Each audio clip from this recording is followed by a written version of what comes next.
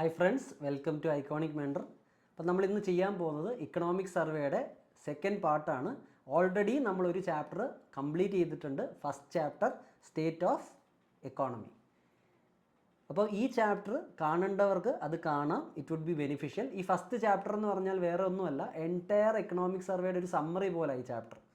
Okay, അപ്പോൾ അതിൻ്റെ detailing ആണ് നമ്മൾ അടുത്ത പല ചാപ്റ്ററുകളിലും ചെയ്യുന്നത്. അപ്പോൾ അത് നിങ്ങൾക്ക് കാണാം. അല്ല, നിങ്ങൾക്ക് ഈ ക്ലാസ് തൊട്ട് തുടങ്ങുകയാണെങ്കിൽ ഇറ്റ് ഈസ് ഓക്കെ, പിന്നീട് കണ്ടാൽ മതി ഫസ്റ്റ് ചാപ്റ്റർ. കാരണം ഇവിടെയും നമ്മൾ ബേസിക്സ് തൊട്ട് നിങ്ങൾക്ക് പറഞ്ഞു തരും ഫ്രം ദ സ്ക്രാച്ച്. ഓക്കെ, പിന്നെ ഈ ഒരു സീരീസ് കാണുന്നതിൻ്റെ പ്രയോജനം, നിങ്ങൾ ഈ ഇക്കണോമിക് സർവേയുടെ സീരീസ് പ്ലസ് ബഡ്ജറ്റിൻ്റെ സീരീസ് കണ്ടു കഴിഞ്ഞാൽ നിങ്ങൾക്ക് ഒരു 4 to 6 മാർക്സ് പ്രിലിംസിൽ സ്കോർ ചെയ്യാമെന്ന് ഞാൻ പ്രതീക്ഷിക്കുന്നു. കാരണം നമ്മളിവിടെ ബേസിക് എക്കണോമിക് സർവേയും ബഡ്ജറ്റും മാത്രമല്ല, അതുമായിട്ട് റിലേറ്റ് ചെയ്യുന്ന ഫാക്ച്വൽ ആയിട്ടുള്ള കാര്യങ്ങൾ, സ്റ്റാറ്റിക് പോർഷൻസ് ഒക്കെ തൊട്ടുപോകും. അപ്പോൾ ഇത് എൻറ്റയർ എക്കണോമിയുടെ ഒരു റിവിഷനായിട്ടും സെർവ് ചെയ്യും.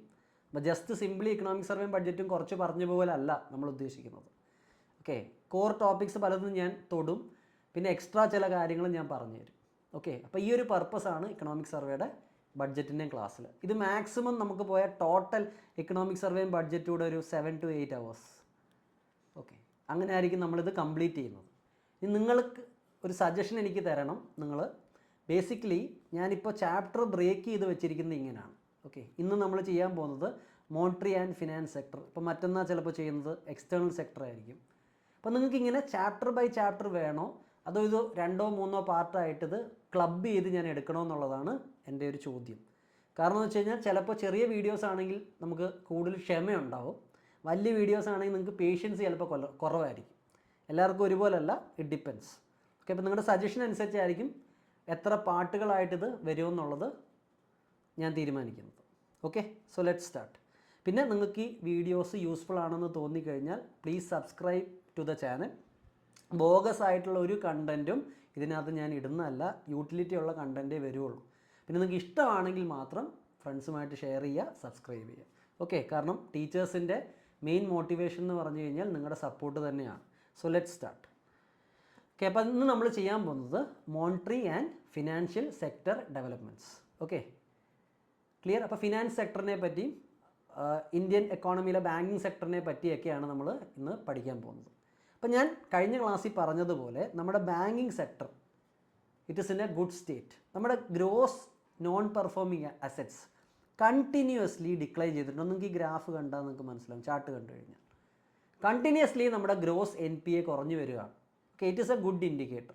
അപ്പോൾ ഞാൻ കഴിഞ്ഞ ക്ലാസ്സിൽ പറഞ്ഞു ഗ്രോസ് NPAയുടെയും നെറ്റ് NPAയുടെയും വ്യത്യാസം. അപ്പോൾ ഗ്രോസ് NPAയിൽ നിന്ന് നിങ്ങൾ പ്രൊവിഷനിങ് കുറച്ചാൽ നിങ്ങൾക്ക് എന്ത് കിട്ടും students? You will get net NPA. നമ്മളിവിടെ പറയുന്നത് പക്ഷേ ഗ്രോസ് NPAയുടെ കാര്യമാണ്. അപ്പോൾ കൺസിസ്റ്റൻ്റ്ലി 2021 തൊട്ട് ഇറ്റ് ഹാസ് ബീൻ റെഡ്യൂസിങ്. ഇപ്പോൾ കഴിഞ്ഞ 5 വർഷമായിട്ട് കൺസിസ്റ്റൻറ്റ് റിഡക്ഷൻ. അപ്പോൾ ഇതൊരു ട്രെൻഡ് ബേസ്ഡ് ചോദ്യമായിട്ട് വരാം. ഇനി ഷെഡ്യൂൾഡ് കമേഴ്ഷ്യൽ ബാങ്കുകളുടെ തന്നെ റിട്ടേൺ ഓൺ അസറ്റ്സ് നോക്കിക്കഴിഞ്ഞാൽ ഇറ്റ് ഈസ് കോൺസ്റ്റൻ്റ്ലി ഇൻക്രീസിങ്. അപ്പം GNPA ഗ്രോസ് NPA കോൺസിസ്റ്റൻ്റ് ആയിട്ട് ഡിക്ലൈൻ ആണെങ്കിൽ നിങ്ങളുടെ റിട്ടേൺ ഓഫ് അസറ്റ്സ്, ബാങ്ക്സിൻ്റെ റിട്ടേൺ ഓൺ അസറ്റ്സ് കണ്ടിന്യൂസ്ലി മുകളിലോട്ടാണ്. അപ്പോൾ ഈ 2 ട്രെൻഡ് നിങ്ങൾക്ക് ഒരു ചോദ്യമായിട്ട് വരാം, അല്ലെങ്കിൽ നിങ്ങൾ അറിഞ്ഞിരിക്കണം. ക്ലിയർ? അപ്പോൾ ലെറ്റ്സ് മൂവ് ഫോർവേഡ്. ഓക്കെ, ഇനി മോണിറ്ററി പോളിസി നമ്മൾ മുമ്പോട്ട് പോയി കഴിഞ്ഞാൽ RBI it has kept your repo rate unchanged at 6.5%. ഇപ്പോൾ റിപ്പോ റേറ്റ് ഒക്കെ ബേസിക്കാണ്, നിങ്ങൾ അറിഞ്ഞിരിക്കണം. ഓക്കെ, അതുപോലെ തന്നെ in December 2024 it has reduce the cash reserve ratio to 4%. Okay, അപ്പോൾ ഇത് മോണിറ്ററി പോളിസി ടൂൾസ് ആണ്. ഓക്കെ, ഇപ്പോൾ ക്യാഷ് റിസർവ് റേഷ്യോ ഒക്കെ കുറച്ച് കഴിഞ്ഞാൽ banks can lend more. Okay, so it actually injected 1.16 lakh crore liquidity into the Indian economy. ഈ കണക്കൊന്നും അറിയണ്ട, നമ്മളൊന്ന് മോണിറ്ററി പോളിസി ഒന്ന് എന്ത് ചെയ്തു, ഒന്ന് ലൂസൻ ചെയ്തു എന്ന് വിചാരിച്ചാൽ മതി. Okay, also money multiplier has increase to 5, signalling high banking activity. ഈ മണി മൾട്ടിപ്ലയർ റിഗാർഡിങ് ഒരു ക്വസ്റ്റ്യൻ ഓൾറെഡി 2021 വന്നു കഴിഞ്ഞു. നിങ്ങൾക്ക് കാണാം, money multiplier in an economy increases with which one of the following. ഇതിൽ എന്ത് നടന്നാൽ മണി മൾട്ടിപ്ലയർ കൂടും? അപ്പോൾ അതിൻ്റെ ആൻസർ C ആയിരുന്നു, with increase in banking habit of the people. അപ്പോൾ നിങ്ങൾക്ക് കാണാം മണി മൾട്ടിപ്ലയർ നിങ്ങൾ 10-20 വർഷത്തിൻ്റെയൊക്കെ ട്രെൻഡ് എടുത്തു കഴിഞ്ഞാൽ ഇറ്റ് ഹാസ് ബീൻ വേവറിങ്. അപ്പോൾ മണി മൾട്ടിപ്ലയർ കുറയുകയും കൂടിയൊക്കെ ചെയ്യുന്നുണ്ട്, നിങ്ങൾക്ക് ഇവിടെ കാണാം. ഓക്കെ, പക്ഷേ കഴിഞ്ഞ 2 പീരീഡുകൾ നമ്മൾ കമ്പയർ ചെയ്യുമ്പോൾ മണി മൾട്ടിപ്ലയർ കൂടിയിട്ടുണ്ട്. ക്ലിയർ? മണി മൾട്ടിപ്ലയർ ഒരു സ്റ്റാറ്റിക് ടോപ്പിക്കാണ്, പക്ഷേ സിമ്പിളായിട്ട് ക്രൂഡായിട്ടൊരു എക്സാമ്പിൾ ഞാൻ കാണിച്ചു തരാം. ടെക്നിക്കലി കറക്റ്റ് ആവണമെന്നില്ല, നിങ്ങളുടെ ബേസിക് അണ്ടർസ്റ്റാൻഡിങ്ങിന് വേണ്ടി. അപ്പം നിങ്ങൾ എ എന്ന് പറയുന്ന ഒരു വ്യക്തിയാണ്, നിങ്ങളുടെ കയ്യിൽ 100 rupees ഉണ്ട്. ഓക്കെ, നിങ്ങളത് ബാങ്കിലേക്ക് ഡെപ്പോസിറ്റ് ചെയ്തു. ബാങ്ക് 100-ൽ നിന്ന് 10 രൂപ പിടിച്ചിട്ട് 90 rupees എന്ത് ചെയ്തു? സി എന്ന് പറയുന്ന ഒരു കമ്പനി ഓണർ അല്ലെങ്കിൽ ഒരു ഇൻഡസ്ട്രിയലിസ്റ്റിന് ലെൻഡ് ചെയ്തു. ഓക്കെ, ശരിക്കും പറഞ്ഞാൽ ഇതിനകത്തൊരു 100 രൂപയുടെ കാര്യമാണ്, ശരിക്കും ഒരു 100 rupees അങ്ങോട്ടും ഇങ്ങോട്ടും പോകുന്ന കാര്യമാണ്. പക്ഷേ നമ്മൾ റിയൽ എഫക്റ്റ് നോക്കുമ്പോൾ എക്കോണമിയിൽ 190 രൂപ ഉള്ളതുപോലെ നമുക്ക് തോന്നും. കാരണം എയുടെ അക്കൗണ്ടിൽ 100 രൂപയുണ്ട്, സി എന്ന് പറയുന്ന കമ്പനി അല്ലെങ്കിൽ ഇൻഡസ്ട്രിയലിസ്റ്റിൻ്റെ അക്കൗണ്ടിൽ 90 രൂപ. ടോട്ടൽ ഇത് 190 ആയിട്ട് തോന്നും നമുക്ക്. ഇതിനെയാണ് മണി മൾട്ടിപ്ലയർ എഫക്റ്റ് എന്ന് പറയുന്നത്. ശരിക്കും 100 rupees അനങ്ങിയിട്ടുള്ളൂ, പക്ഷേ ബാങ്കിങ് ആക്ടിവിറ്റി കാരണം ഇത് 190 പോലെ ഫീൽ ചെയ്യും. ഇതിനെയാണ് മണി മൾട്ടിപ്ലയർ എന്ന് പറയുന്നത്. ഓക്കെ, ഇനി മണി ടൈപ്സ് ഉണ്ട്. M1, M2, M3, M4 static ആയിട്ടുള്ള കാര്യമാണ്. എഗെയിൻ ഇതാണ് നമ്മുടെ ക്ലാസ്സിൻ്റെ പർപ്പസ്. നിങ്ങൾ ഇതൊക്കെ ഒന്ന് ഓർമ്മിപ്പിച്ച് വിടുക. നമുക്ക് നാരോ മണിയുണ്ട്, ബ്രോഡ് മണിയുണ്ട്. ഓക്കെ, അപ്പം ഇതിൻ്റെ ലിക്വിഡിറ്റിയും കാര്യങ്ങളും നിങ്ങൾ പഠിച്ചു വെക്കണം. അതുപോലെ ഇത് എന്താണെന്നുള്ളതും പഠിച്ചു വെക്കണം. സിമ്പിളായിട്ട് നോക്കിയാൽ നമ്മൾ M1-ലേക്ക് പോകും തോറും ലിക്വിഡിറ്റി കൂടും. ഓക്കെ, M4-ലേക്ക് പോകും തോറും ലിക്വിഡിറ്റി റെഡ്യൂസസ്. ഓക്കെ, എക്കണോമിക് സർവേയിൽ ഇത് പറയുന്നത് കൊണ്ട് ഞാൻ പറഞ്ഞു എന്നേ ഉള്ളൂ. ഓക്കെ, ഇനി ഇമ്പോർട്ടൻ്റ് ആയിട്ടുള്ള ചില കാര്യങ്ങളാണ്. RBI followed a stance of withdrawal of accommodation, meaning it aim to reduce excess liquidity to control inflation. അതുപോലെ October 24 stance was shifted to neutral, indicating a more balanced approach to inflation and growth. അപ്പോൾ ഇത് നിങ്ങൾക്ക് കുറച്ച് confusion ഉണ്ടാവും, ഈ ഡേറ്റയൊക്കെ പഠിക്കണമെന്ന്. No need. പക്ഷേ ഇവിടെ കുറച്ച് വേർഡ്സ് നമുക്ക് കാണാം. Accommodation, withdrawal of accommodation, neutral, ഇതിൻ്റെയൊക്കെ അർത്ഥം നമ്മൾ അറിഞ്ഞിരിക്കണം. അപ്പം ഞാൻ കുറച്ച് സ്റ്റാൻസിൻ്റെ എക്സാമ്പിൾസ് കാണിച്ചു തരാം. അപ്പം ഹോക്കിഷ് മോണിറ്ററി പോളിസി സ്റ്റാൻസ്, അതിൻ്റെ അർത്ഥം എന്താണ്? It is aim to keep inflation in check. അപ്പോൾ നമ്മുടെ എക്കോണമിയിൽ ഇൻഫ്ലേഷൻ ഉണ്ട്, വിലക്കയറ്റം ഉണ്ടെങ്കിൽ അതിനെ നിയന്ത്രിക്കാൻ എന്ത് ഉപയോഗിക്കാം? നമുക്ക് ഹോക്കിഷ് മോണിറ്ററി പോളിസി ഉപയോഗിക്കാം. അതായത് ഇവരെന്ത് ചെയ്യും?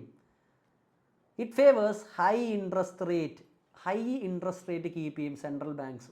അപ്പോൾ ബാങ്കുകൾക്ക് ലെൻഡ് ചെയ്യാൻ പാടായിരിക്കും. ക്രെഡിറ്റേഴ്സ് അല്ലെങ്കിൽ ക്രെഡിറ്റ് എടുക്കുന്നവർക്ക് ബുദ്ധിമുട്ടായിരിക്കും. ഓക്കെ, ക്രെഡിറ്റ് എടുക്കാൻ പോകുന്ന ആൾക്കാർക്ക് അത് ബുദ്ധിമുട്ടായിരിക്കും. നമുക്ക് ബാങ്കിൽ നിന്ന് ലോൺ എടുക്കാൻ പാടായിരിക്കും, കാരണം ഇൻട്രസ്റ്റ് റേറ്റ് കൂടുതലാണെങ്കിൽ നമുക്ക് തിരിച്ചടയ്ക്കാൻ പാടല്ലേ.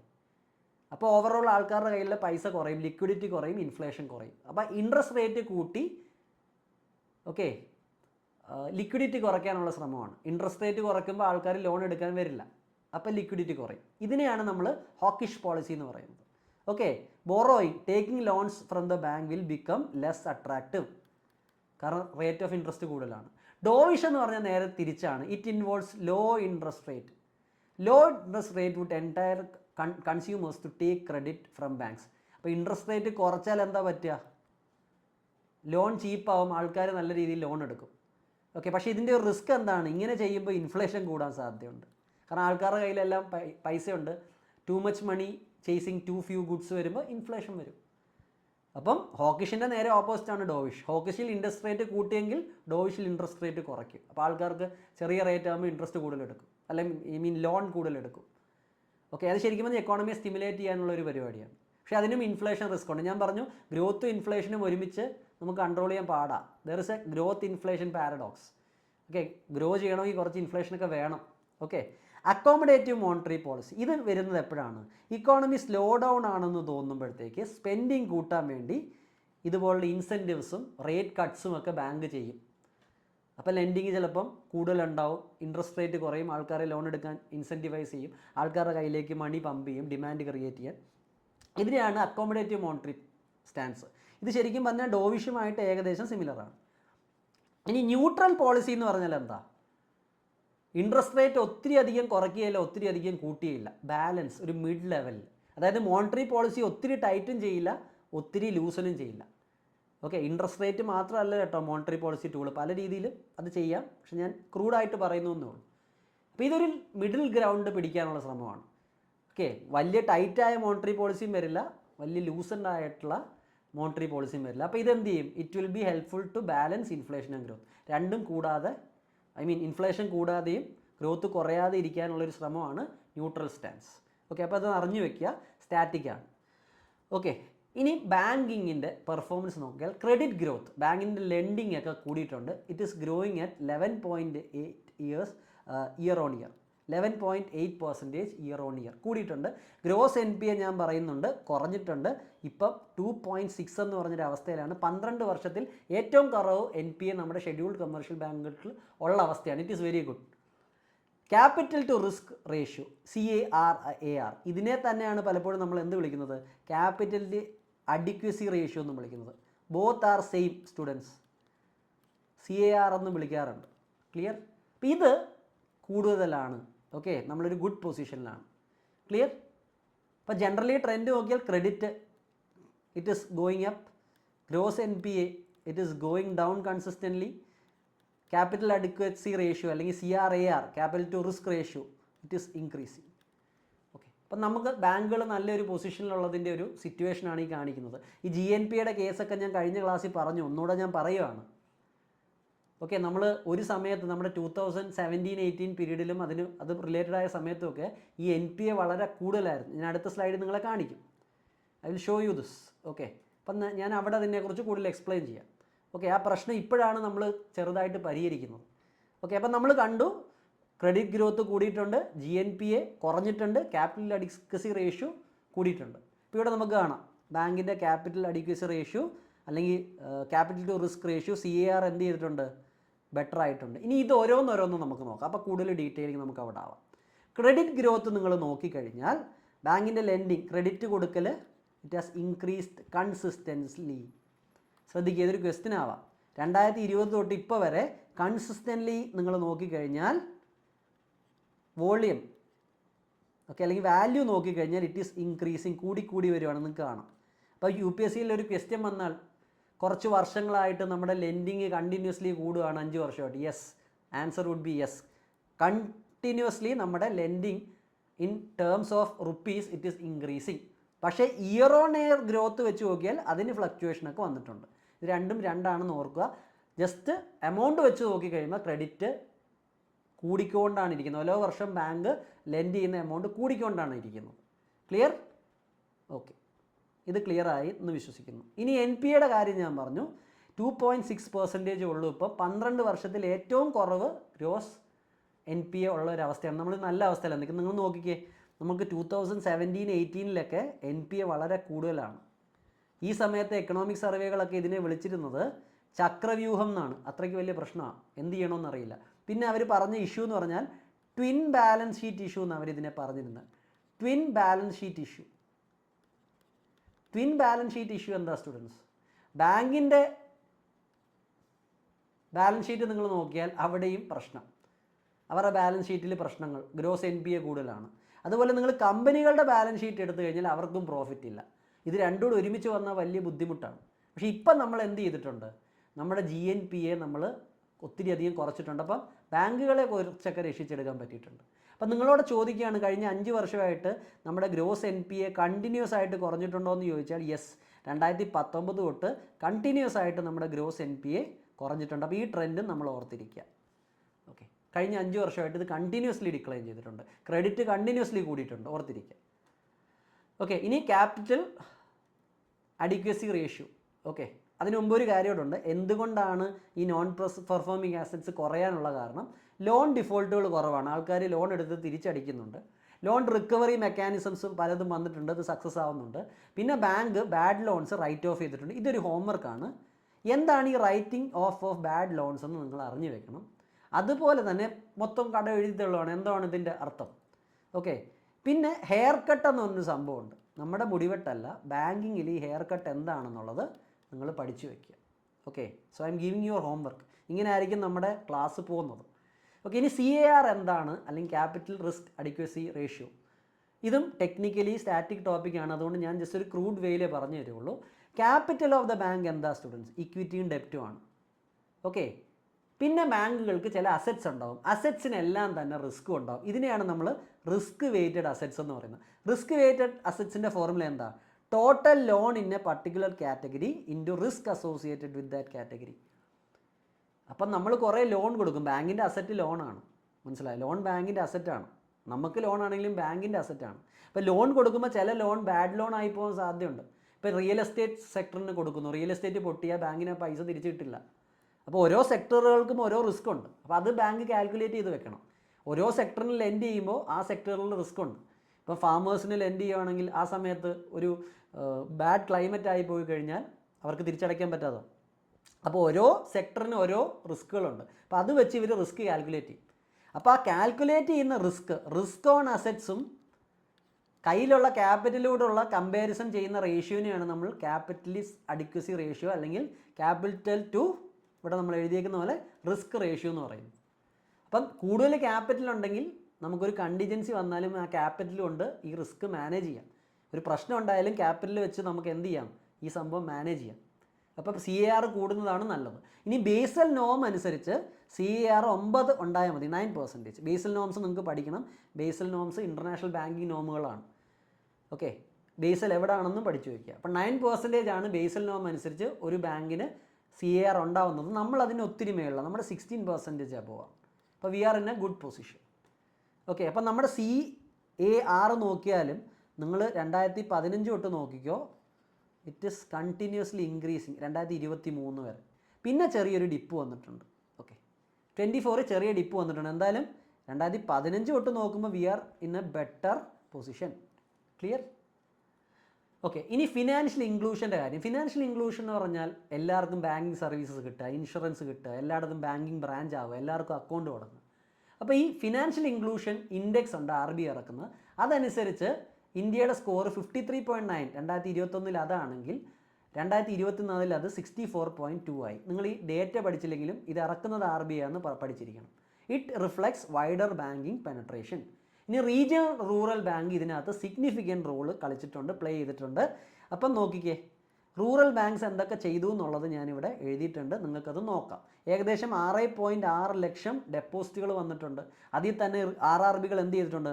4.7 ലക്ഷം ലോണും കൊടുത്തിട്ടുണ്ട്. ഓക്കെ, അവർ നല്ലോണം പെർഫോം ചെയ്യുന്നുണ്ട്. 26 സ്റ്റേറ്റിലും 3 UTകളിലും ഉണ്ട് ഇവർ ഫങ്ഷനിങ്. പിന്നെ അതുപോലെ തന്നെ ഇവർ ഒത്തിരി അധികം ബ്രാഞ്ചുകളും ഓപ്പൺ ചെയ്തിട്ടുണ്ട്.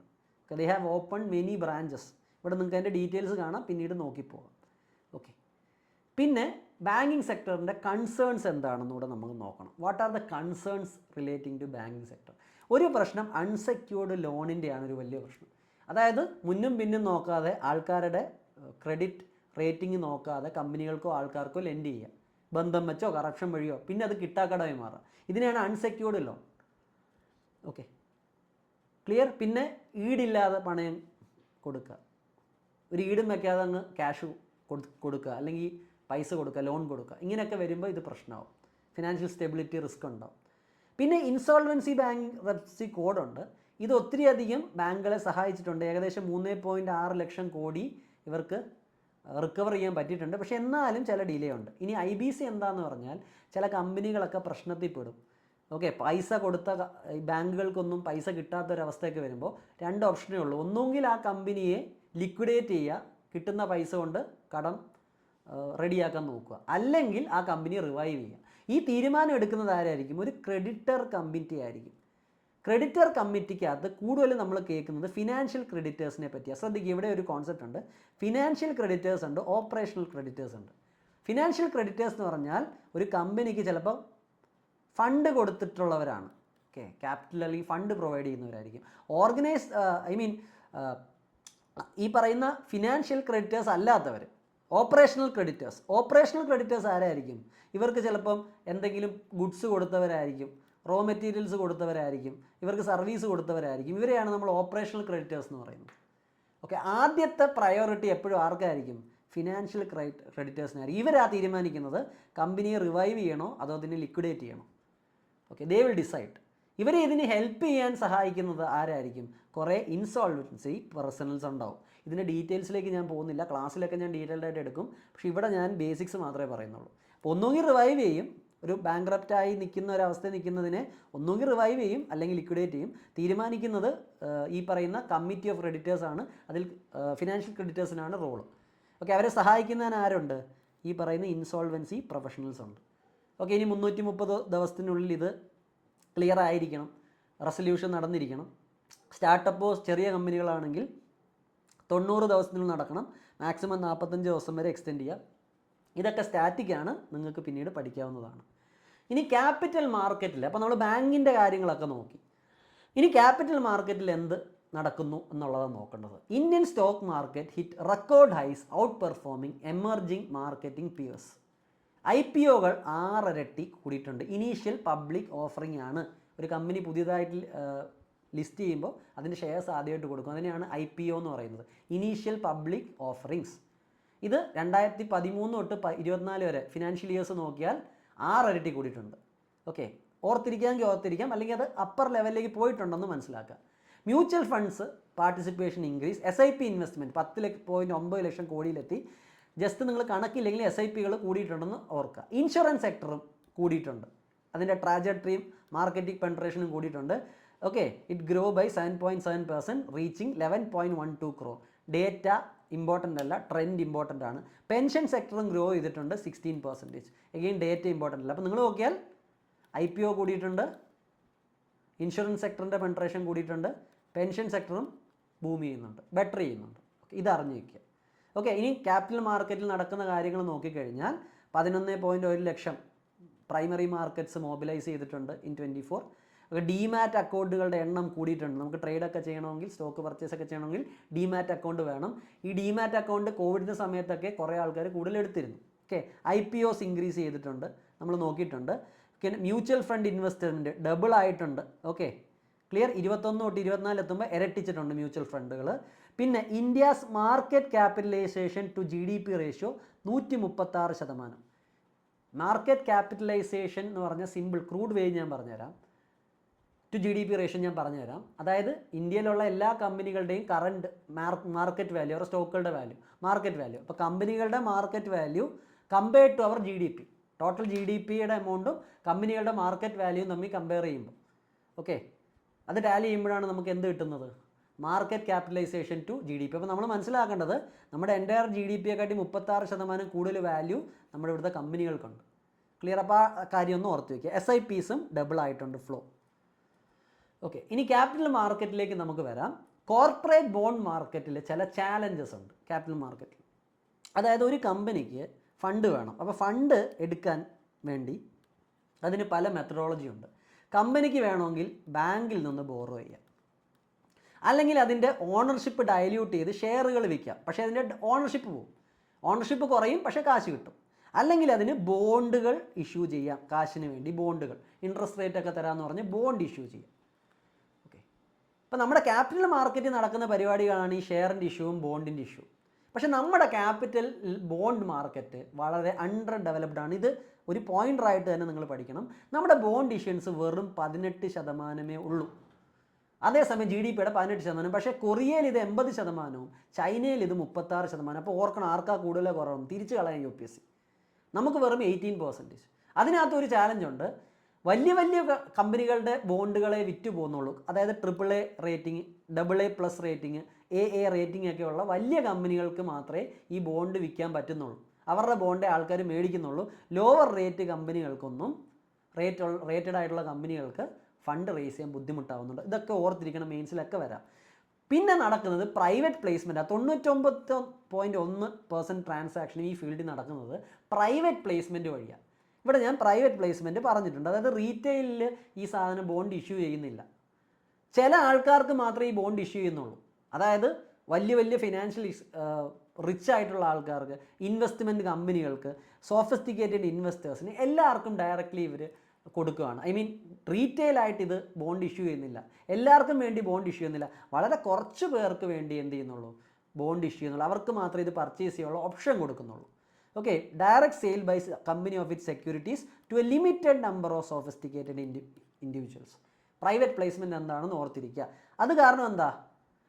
Reducing liquidity and accessibility four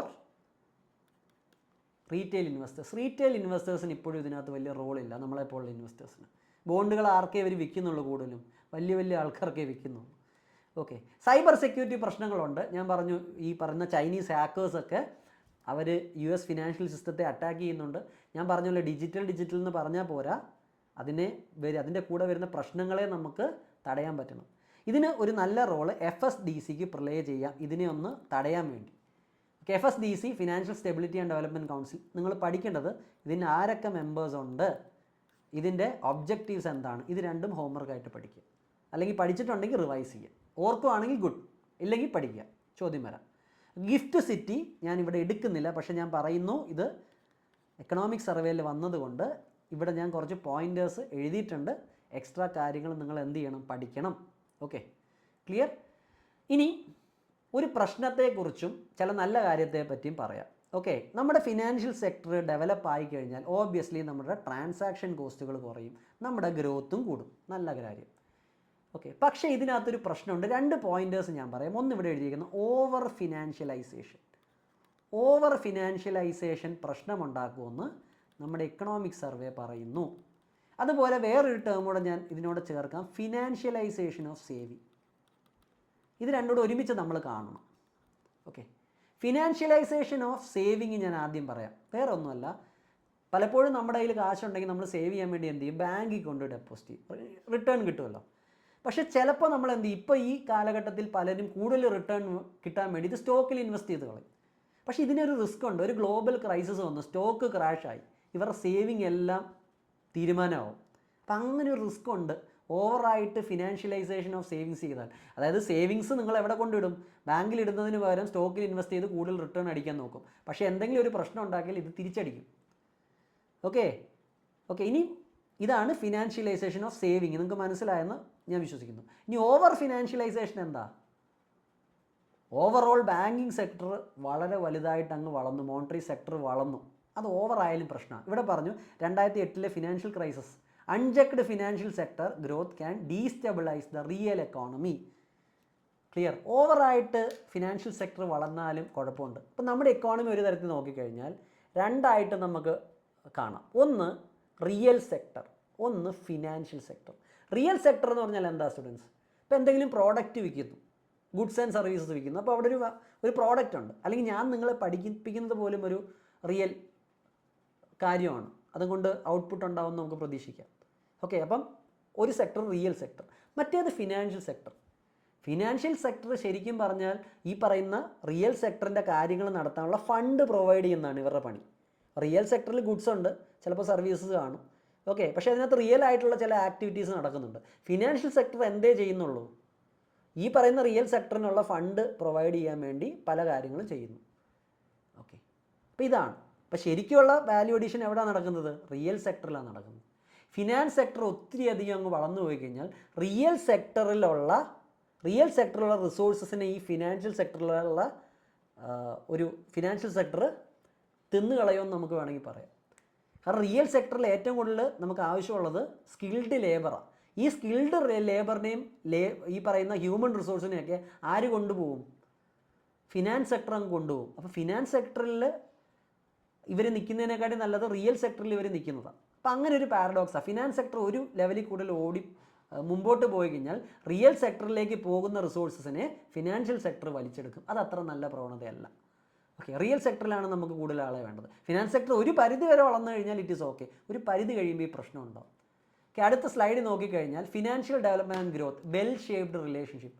ഇതിനെ bell curve of financial development എന്നാണ് പറയുന്നത്. അതായത് ഒരു ലെവൽ വരെ നമ്മുടെ ഫിനാൻസ് സെക്ടർ വളർന്നാൽ അത് ഗ്രോത്തിനെ സഹായിക്കും. Okay, it would be good. Okay, പക്ഷേ നിങ്ങൾ ഈ പോയിന്റ് കഴിഞ്ഞ് താഴോട്ട് അതിന് മേളിൽ ഫിനാൻസ് സെക്ടർ വളർന്നാൽ ഇത് വലിയ ഗുണം ഒന്നും ഉണ്ടാക്കില്ല. അതായത് ഡെവലപ്ഡ് രാജ്യങ്ങൾ നിങ്ങൾ നോക്കിയേ, USA ആയിക്കോട്ടെ, ജപ്പാൻ ആയിക്കോട്ടെ, അയർലാൻഡ് ആയിക്കോട്ടെ, ഇവർക്ക് മാക്സിമം ഫിനാൻഷ്യൽ സെക്ടറേയും കൊണ്ട് കിട്ടാനുള്ള ബെനിഫിറ്റ്സ് ഒക്കെ കിട്ടിക്കഴിഞ്ഞു. ഇനി ഇവരുടെ ഫിനാൻസ് സെക്ടർ വളർന്നാൽ അത് അത്രയും ഗുണകരമൊന്നുമല്ല. അതേസമയം ഗാംബിയയുടെയും ഇക്വഡോറിൻ്റെയും മൊറോക്കോയുടെ ഒക്കെ കാര്യം നോക്കിയേ, അവരെന്ത് ചെയ്യുന്നുണ്ട്? ഫിനാൻസ് സെക്ടർ വളരുന്നത് കൊണ്ട് അവർക്ക് എന്ത് ചെയ്യുന്നുണ്ട്? അവർക്ക് ഗുണം കിട്ടുന്നുണ്ട്. ദേ ബെനിഫിറ്റ് ഫ്രം, ഇപ്പോഴും അവർ ബെനിഫിറ്റ് ചെയ്തുകൊണ്ടിരിക്കുകയാണ്. ഓക്കെ, പക്ഷേ USA-യും ജപ്പാനും അയർലാൻഡോ have surpass the point where finance boost the growth. ഇനി അവിടെ ഫിനാൻഷ്യൽ സെക്ടർ വളർന്നതുകൊണ്ട് മാത്രം അവിടെ ഒരു ഗ്രോത്ത് വരില്ല. ഓക്കെ, അപ്പോൾ ഈ ബെൽ കർവ് നിങ്ങൾ അറിഞ്ഞിരിക്കുക. ക്ലിയർ? ഇനി ഫിനാൻഷ്യൽ സെക്ടറിൻ്റെ ചില ചാലഞ്ചസ് നമുക്ക് നോക്കാം. ഏറ്റവും വലിയ ചാലഞ്ച് എന്ന് പറഞ്ഞാൽ surge in consumer credit and unsecured loan. ഇതാണ് ഏറ്റവും പ്രശ്നം. ഈടില്ലാതെ കാശ് കൊടുക്കുക, പ്രോപ്പർ ബാക്ക്ഗ്രൗണ്ട് ചെക്ക് ഇല്ലാതെ ലോൺ കൊടുക്കുക, ഇതെല്ലാം ഫിനാൻഷ്യൽ റിസ്കിനെ കൂട്ടിയിട്ടുണ്ട്. അതുപോലെ തന്നെ ബോണ്ട് മാർക്കറ്റിന്, ഇക്വിറ്റി മാർക്കറ്റിന് റെഗുലേഷനിൽ ചില പാകപ്പിഴകളുണ്ട്. IPO ഓവർ സബ്സ്ക്രിപ്ഷൻ നടക്കുന്നു. അതായത് പുതിയൊരു കമ്പനി ഇനീഷ്യൽ പബ്ലിക് ഓഫറിംഗ് കൊണ്ടുവരുന്നു, എല്ലാവരും ഒന്നും നോക്കാതെ പോയി മേടിക്കുന്നു. അതായത് ഇതൊരു സ്പെക്കുലേറ്റീവ് ട്രേഡിങ്ങിന് വില വയ്ക്കുകയാണ്. അപ്പോൾ നമ്മൾ ട്രേഡ് ചെയ്യുമ്പോൾ കുറച്ചൊക്കെ നമുക്ക് ടെക്നിക്കലായിട്ട് ഇത് പഠിക്കാം, ട്രെൻഡ്സൊക്കെ പഠിച്ച് അനലൈസ് ചെയ്ത് ഇൻവെസ്റ്റ് ചെയ്യാം. അങ്ങനെ ഇൻവെസ്റ്റ് ചെയ്താൽ റിസ്ക് കുറയും. പക്ഷേ ചിലരെന്ത് ചെയ്യും, ഇൻസ്റ്റിങ്ക്റ്റ് ബേസ്ഡ് അങ്ങ് ഇൻവെസ്റ്റ് ചെയ്യും. ഇതിനെയാണ് സ്പെക്കുലേറ്റീവ് ട്രേഡിംഗ് എന്ന് പറഞ്ഞത്. അപ്പോൾ ഈ IPOയുടെ over subscription may lead to speculative trading. പിന്നെ സൈബർ സെക്യൂരിറ്റി പ്രശ്നങ്ങളുണ്ട്. ഓൾറെഡി ഞാൻ പറഞ്ഞു. AI വരുന്നതോടെ അതിൻ്റേതായ പ്രശ്നങ്ങളുമുണ്ട്. ഡിജിറ്റൽ ബാങ്കിലെല്ലാം ഈ പ്രശ്നമുണ്ട്. അപ്പോൾ അതിനെ നമ്മൾ എന്ത് ചെയ്യണം, അതിന് കൗണ്ടറായിട്ടുള്ള മെഷേഴ്സും എടുക്കണം. ഓക്കെ, AIയും ഡിജിറ്റൽ ബാങ്കിനെ എതിർക്കുമല്ല, ഇതിൻ്റെ കൂടെ വരുന്ന പ്രശ്നങ്ങളെ നേരിടാനും നമുക്ക് പറ്റണം. ഓക്കെ, നമുക്ക് എന്ത് വേണം, strength and risk management in lending to prevent financial instability. Lending സൂക്ഷിച്ച് ചെയ്യുക. Okay, expand capital market to reduce over reliance on bank. ഞാൻ പറഞ്ഞു, ഇവിടെ ആൾക്കാർ മിക്കപ്പോഴും ബാങ്കിലേക്കാണ് പോകുന്നത്. അതിന് പകരം കൂടുതൽ കമ്പനികൾ എന്ത് ചെയ്യണം, ഈ പറയുന്ന ഫിനാൻഷ്യൽ മാർക്കറ്റിൽ നിന്ന് കാശ് എടുക്കണം. പക്ഷെ അതിൽ തന്നെ നമുക്ക് പ്രശ്നം, നമ്മുടെ ബോണ്ട് മാർക്കറ്റ് ഒട്ടും ഡെവലപ്ഡ് അല്ല. ബോണ്ട് മാർക്കറ്റ് നമ്മൾ കുറച്ചുകൂടെ ഡെവലപ്പ് ചെയ്യണം. ഇപ്പോൾ കമ്പനിക്ക് കൂടുതൽ ചെയ്യുന്നത് വെച്ചാൽ അവരുടെ ഷെയർ വിറ്റഴിച്ച് അവരുടെ ഓണർഷിപ്പ് ഡൈല്യൂട്ട് ചെയ്തിട്ടാണ് പൈസ കളക്ട് ചെയ്യുന്നത്. ബോണ്ടിൽ ആ പ്രശ്നമില്ല. അപ്പോൾ ബോണ്ട് മാർക്കറ്റ് നമ്മൾ സ്ട്രോങ് ആക്കണം. ഫിനാൻഷ്യൽ ലിറ്ററസി കൂട്ടണം. ആൻഡ് ഓൾസോ ഫിനാൻഷ്യൽ ലിറ്ററസിയും ഫിനാൻഷ്യൽ ഇൻക്ലൂഷനും കൂട്ടണം to sustain investment growth. Financial literacy ഉള്ള ഒരാൾ റോങ് ആയിട്ടുള്ള ഇൻവെസ്റ്റ്മെൻറ്റ് ചെയ്യില്ല. ഓക്കെ, ഫിനാൻഷ്യൽ ലിറ്ററസി ഉള്ള നാട്ടിൽ എക്കണോമിക് ക്രൈസിസ് വരാനുള്ള സാധ്യത കുറവാണ്. അതുപോലെ തന്നെ വന്നാൽ തന്നെ അവർക്ക് കുറച്ച് കോപ്പ് ചെയ്യാനും പറ്റും. അപ്പോൾ ഇതൊക്കെയാണ് വേ ഫോർവേഡ്. അപ്പോൾ നമ്മൾ ഇന്ന് പഠിച്ചത് എന്താണ് students? Monetary sector and finance sector, ക്യാപിറ്റലിനെ പറ്റിയെല്ലാം നമ്മൾ പഠിച്ചു. Hope this is helpful. അടുത്ത ചാപ്റ്ററുകളും വളരെ ഇമ്പോർട്ടൻ്റ് ആണ്. അപ്പോൾ നിങ്ങളോട് ഞാനൊരു ക്വസ്റ്റ്യൻ ചോദിച്ചിരുന്നു, ഇത് ഒറ്റ വീഡിയോ ആയിട്ട് അല്ലെങ്കിൽ കുറച്ച് വീഡിയോകളായിട്ട് കൺസോൾട്ടേറ്റ് ചെയ്യണോ അതോ ഇതുപോലെ ഷോർട്ട് വീഡിയോസ് മതിയോ? It is your choice, you can reply. പിന്നെ ടെലിഗ്രാം ചാനലിൻ്റെ ലിങ്കും ബാക്കി കുറച്ച് കാര്യങ്ങളൊക്കെ ഞാൻ കമൻറ്റ് ബോക്സിൻ്റെ അവിടെ ഇട്ടിട്ടുണ്ടാവും. അപ്പം നിങ്ങൾക്ക് ആർക്കെങ്കിലും അങ്ങനെയുള്ള കാര്യങ്ങൾ, ഈ സ്ലൈഡൊക്കെ ഞാൻ ഫ്യൂച്ചറിലും അങ്ങനെ തന്നെ ആയിരിക്കും തരുന്നത്. അപ്പം നിങ്ങൾക്ക് അതും യൂസ് ചെയ്യാം. അപ്പം thank you for being patient. Have A great day. Thank you.